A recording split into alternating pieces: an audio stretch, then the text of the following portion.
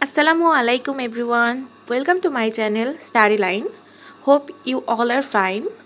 Today we'll discuss about daily uses English grammar. আজকে আমি sentence স্ট্রাকচারের পার্ট 3 নিয়ে কথা বলবো। এখানে আরো কিছু রুলস রয়েছে। এর আগে আমি আরো দুটো ভিডিও দিয়েছি। আপনারা ভিডিওগুলো দেখে নেবেন। তো চলো শুরু করা যাক। দেরি না করে শুরু করো। দেরি না করে শুরু করো বলতে গেলে আমরা ইউজ করতে পারি গেট ডাউন টু। দেরি না করে শুরু করো গেট ডাউন টু। দেরি না করে ইংরেজি লেখা শুরু করো get down to learn English. দেরি না করে পড়া শুরু করো গেট ডাউন টু রিড। এখানে আমরা ভার্বগুলো প্রেজেন্ট ফর্মে রাখবো। ভার্বগুলোকে প্রেজেন্ট ফর্মে রেখে গেট ডাউন টু এর পরে যে ভার্বটা হবে সেটা প্রেজেন্ট ফর্মে হবে। তাহলে দেরি না করে লেখা শুরু করো গেট ডাউন টু রাইট। দেরি না করে খাওয়া শুরু করো গেট ডাউন টু ইট। দেরি না করে গান করা আরম্ভ করো গেট ডাউন টু সিং। তাহলে আমরা বলতে পারি দেরি না করে শুরু করো এমন টাইপের কথা যখনই আসবে তখনই আমরা গেট ডাউন টু দিয়ে সেন্টেন্সটা স্টার্ট করব এবং তারপরে যে ভার্বটা হবে সেটা অবশ্যই ভার্বের প্রেজেন্ট ফর্ম হবে। হাউ উইলসের ব্যবহার। হাউ উইলস বলতে আর কিভাবে দিয়ে কোনো কোশ্চেন করা হলে বা আর কিভাবে দিয়ে কারো কোনো মতামত জানতে হলে আমরা হাউ উইলস দিয়ে ইংলিশে কোশ্চেন করতে পারি। লাইক আর কিভাবে আমি তোমায় জানবো। How else shall I know you. আর কিভাবে আমি তোমায় বলবো। How else shall I tell you. আর কিভাবে আমি তোমায় বুঝাবো। How else shall I make you understand. How else shall I make you understand. আর কিভাবে আমি তোমায় মিস করব। How else shall I miss you. এভাবে আমরা হাউ এলস দিয়ে আর কিভাবে আমি এটা করতে পারি, আর কিভাবে আমি তোমার জন্য এটা করতে পারি, এমন টাইপের কথাবার্তা বলতে পারি আমরা হাউ এলস দিয়ে। দরকার নেই। কোনো কিছু দরকার নেই বলতে গেলে আমরা নো নিড দিয়ে সেন্টেন্সটা শুরু করব এবং তারপরে সে ভার্বটা হবে। ভার্বটা অবশ্যই প্রেজেন্ট ফর্ম হবে। এরপরে কি করার দরকার নেই সেই অবজেক্টটা হবে। লাইক পড়ার দরকার নেই, নো নিড টু রিড।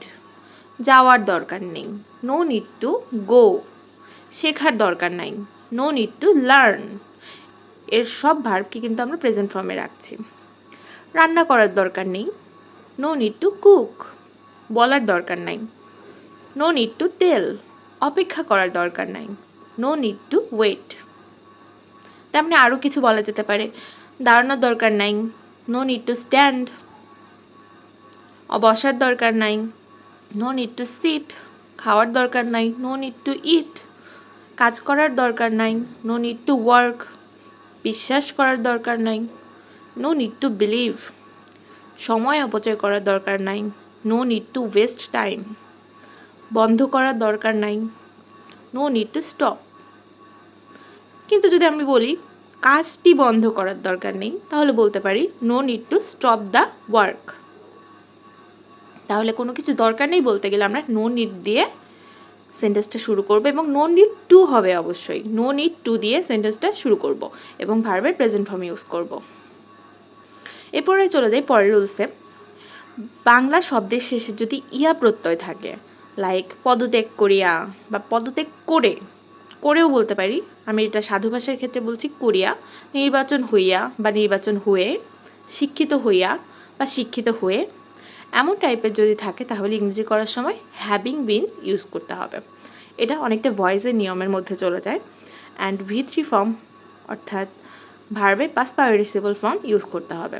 এটা ভয়েস চেঞ্জের নিয়ম থেকে নেওয়া। লাইক পদত্যাগ করিয়া, হ্যাভিং বিন রিজাইন্ড। নির্বাচিত হইয়া বা নির্বাচিত হয়ে, হ্যাভিং বিন ইলেক্টেড। শিক্ষিত হয়ে বা শিক্ষিত হইয়া, হ্যাভিং বিন এডুকেটেড। এর পরের রুলসে দেখি কোনো কিছুর সময় হয়েছে, তোমার খাওয়ার সময় হয়েছে, পড়ার সময় হয়েছে, যাওয়ার সময় হয়েছে, ঘুমানোর সময় হয়েছে, এসব কিছু ইউজ করার জন্য আমাদেরকে বলতে হবে ইট ইজ টাইম টু, তারপরে কি করার সময় হয়েছে সেই ভার্বটাকে ইউজ করতে হবে এবং ভার্বটা অবশ্যই প্রেজেন্ট ফর্মে হবে। লাইক এখন ঘুমানোর সময় হয়েছে, it is time to sleep. এখন যাওয়ার সময় হয়েছে, it is time to go. এখন তেলাতের সময় হয়েছে, it is time to recite. তেমনি এখন খাওয়ার সময় হয়েছে, it is time to eat. এখন স্কুলে যাওয়ার সময় হয়েছে, এখন আসার সময় হয়েছে, it is time to come. এভাবে আমরা কোনো কিছু সময় হয়েছে বোঝাতে গেলে ইট ইজ টাইম টু দিয়ে সেন্টেন্সটা স্টার্ট করব এবং ভার্বটা অবশ্যই প্রেজেন্ট ফর্ম হবে। এরপরে আমি শুনেছি যে, আমি কোনো কিছু শুনেছি, কেউ আমাকে কোনো কথা বলেছে, আমি তোমাকে সেই কথাটা রিপিট করছি, এমন টাইপের কথা বলতে গেলে আমরা বলতে পারি আমি শুনেছি যে তুমি ইংরেজি শেখো, আমি শুনেছি যে তুমি রেগুলার স্কুলে যাও, আমি শুনেছি যে তুমি ডায়েরি নোট করো। এমন ক্ষেত্রে আমরা আমি শুনেছি যে এই কথাটা বলতে গেলে আমরা বলতে পারি আই হ্যাভ হার্ড দ্যাট। আমি শুনেছি যে, এটা আমি শুনেছি যে এটা হলো প্রেজেন্ট পারফেক্ট টেন্স। তাহলে আমরা বলতে পারি আমি শুনেছি তুমি ইংরেজি শিখো, I have heard that you learn English. আমি শুনেছি ইংলিশ গ্রুপ শিক্ষার্থীদের জন্য খুবই উপকারী, I have heard that English group is very useful for learners. আমি শুনেছি সে খুব দয়ালু, I have heard that he is very kind. আমি শুনেছি সে খুব বুদ্ধিমান, I have heard that he is very intelligent. তেমনি আরও কিছু বলা যেতে পারে আমি শুনেছি তুমি কঠোর কাজ করো, I have heard that you work hard. আর কঠোর পরিশ্রম করো বলা যেতে পারে। আমি শুনেছি তুমি ভালোভাবে পড়াশোনা করো, I have heard that you study well. আমি শুনেছি তুমি ঐতিহ্যবাহী খাবার পছন্দ করো, I have heard that you like traditional foods. এটাও বলা যেতে পারে আমি শুনেছি তুমি বাঙালি খাবার পছন্দ করো, I have heard that you like Bengali foods. আমি শুনেছি তুমি তোমার সময় অপচয় করো, I have heard that you waste your time. এভাবে আমরা কোনো কিছু শুনেছি, তোমার সম্পর্কে কোনো কিছু শুনেছি বা তার সম্পর্কে কোনো কিছু শুনেছি, এমন ধরনের কথা বলতে পারি। কথা আছে বা কথা ছিল, আমার কোনো কিছু করার কথা ছিল, আমার কোনো কাজ করার কথা ছিল, এমন টাইপের ক্ষেত্রে আমরা সাপোজ টু দিয়ে সেন্টেন্সটা স্টার্ট করতে পারি। লাইক আমার বাড়ি যাওয়ার কথা ছিল, I was suppose to go to home. এখানে অ্যাম, ইজ আর ওয়াজ ওয়ার কোনটা হবে এটা ডিপেন্ড করবে টেন্সের উপরে। যদি বলি কথা ছিল সেই ক্ষেত্রে অবশ্যই এটা ওয়াজ ওয়ারের মধ্যে পড়বে, কারণ এটা পাস্ট টেন্স হয়ে যাবে। এবং কথা আছে যদি বলি তাহলে এটা প্রেজেন্ট টেন্সের মধ্যে অর্থাৎ অ্যাম, ইজ আরের মধ্যে হয়ে যাবে। তাহলে আমার বাড়ি যাওয়ার কথা ছিল, I was suppose to go to home. আমার বইটি কেনার কথা আছে, এটা প্রেজেন্ট টেন্স, তাহলে আয়ের পরে অ্যাম হবে obviously, I am suppose to buy this book. তার বাজারে আসার কথা আছে, he is suppose to come to market. এমনইভাবে আমরা আমার কোনো কিছু করার কথা ছিল বা করার কথা আছে সেন্টেন্সগুলোকে রেডি করতে পারি। এরপরে যাই, আমি কোনো কিছু করার সিদ্ধান্ত নিয়েছি। এমন ক্ষেত্রে আমরা কি বলতে পারি, আই হ্যাভ ডিসাইডেড টু। এরপরে কি করার সিদ্ধান্ত নিয়েছি সেই ভার্বটাকে আমরা ইউজ করতে পারি। তাহলে যেহেতু আমি কোনো কিছু করার সিদ্ধান্ত নিয়েছি অলরেডি, এটা হলো প্রেজেন্ট পারফেক্ট টেন্স। তাহলে বলতে পারি আমি ইংরেজি শেখার সিদ্ধান্ত নিয়েছি, I have decided to learn English.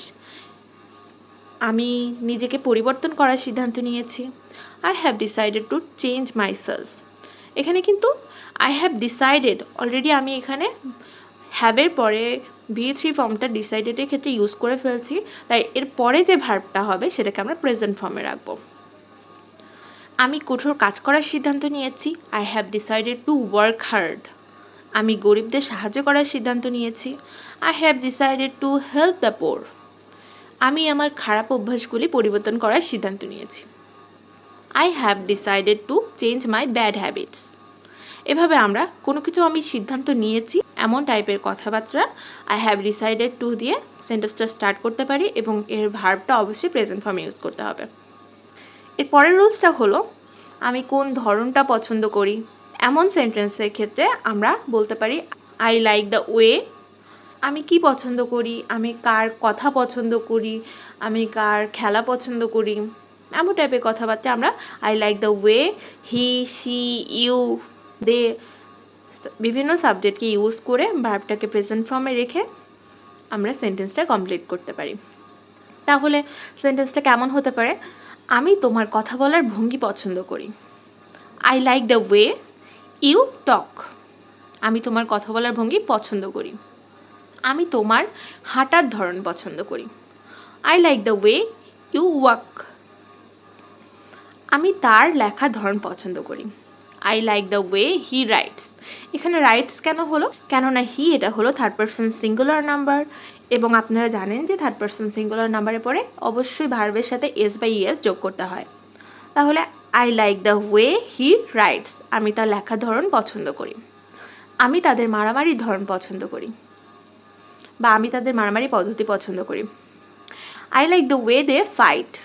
দে এটা থার্ড পারসন হলেও এটা প্লুরাল নাম্বার, দ্যাটস ওয়াই এখানে আমরা এস বা ইএস যোগ করব না। আমি তোমার ফুটবল খেলার ধরন পছন্দ করি। I like the way you play football. এভাবে আমরা আরও বলতে পারি তার পড়ার ধরনটা আমার ভালো লাগে। I like the way she reads. এখানে কিন্তু এস বাই এস যোগ হয়েছে, অর্থাৎ রিডের সাথে এস যুক্ত হয়েছে। তার খেলা ধরনটা আমার ভালো লাগে। I like the way he plays.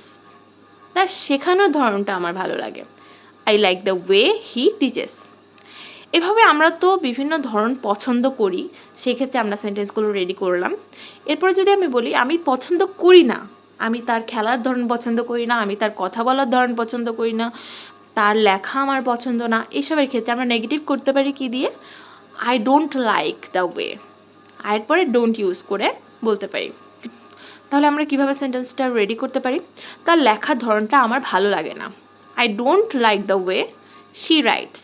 আমরা কিন্তু শি এর পরে রাইটস ইউজ করব, এস বাই এস যোগ করতে হয় যে person third person singular number হলে। কিন্তু এখানে আমি যেহেতু পছন্দ করি না, সেক্ষেত্রে আই ডোন্ট ইউজ করবো, কেননা এই ডোন্টটা আমার ক্ষেত্রে ইউজ হয়েছে। তাহলে তার লেখার ধরনটা আমার ভালো লাগে না। I don't like the way she rights. তার খেলার ধরনটা আমার ভালো লাগে না। I don't like the way he plays. তার শেখানোর ধরনটা আমার ভালো লাগে না। I don't like the way he teaches. এরপরে যাই আরেকটা নিয়ম, সেটা হলো সম্ভাবনা বেশি হলে আমরা কি ইউজ করতে পারি। অনেক সময় আমাদের মধ্যে দেখা যায় যে কোনো সেন্টেন্স রেডি করতে আমরা উড ইউজ করব না মে মাইট ইউজ করব, এটার মধ্যে একটা কনফিউজ থেকে যায়।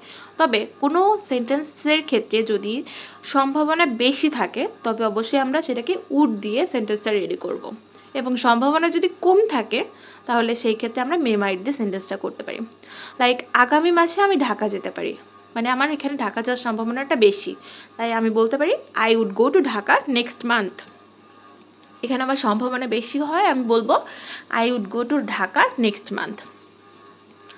আমাদের কথা বলার ক্ষেত্রে অবশ্যই আমি অন্যর সঙ্গে যখন কথা বলবো তখন অবশ্যই আমি জানবো যে আমার আমি যে কথাটা বলছি সেটা সম্ভাবনা কতটুকু, সেভাবেই আমরা উড অথবা মে মাইটকে ইউজ করতে পারি। আগামী বছর আমি লন্ডন যেতে পারি। I go to London next ইয়ার। কিন্তু আমি যদি বলি যে আগামী বছর আমি লন্ডন যেতেও পারি, মানে যাওয়ার সম্ভাবনা আছে আবার নেইও, এরকম ধরনের যদি হয় তাহলে বলতে হবে I may go to London next year. আমি এই কাজটি করতে পারি। I would do this work. এখানে সম্ভাবনা বেশি যেগুলো, সেগুলোকে আমরা উড ইউজ করে সেন্টেন্সটা রেডি করব। আমি রাতে কফি খেতে পারি। I would drink coffee at night. আজ আমি ক্রিকেট খেলতে পারি। Today I would play cricket. Or সেন্টেন্সটা এভাবেও বলা যেতে পারে I would play cricket today. তো গাইজ আজকে এই পর্যন্তই। এর পরের ইউজ করার জন্য আমি আরেকটি ভিডিও রেডি করে অবশ্যই আপনাদেরকে দিয়ে দিব। সবাই ভালো থাকবেন, সুস্থ থাকবেন। ধন্যবাদ সবাইকে।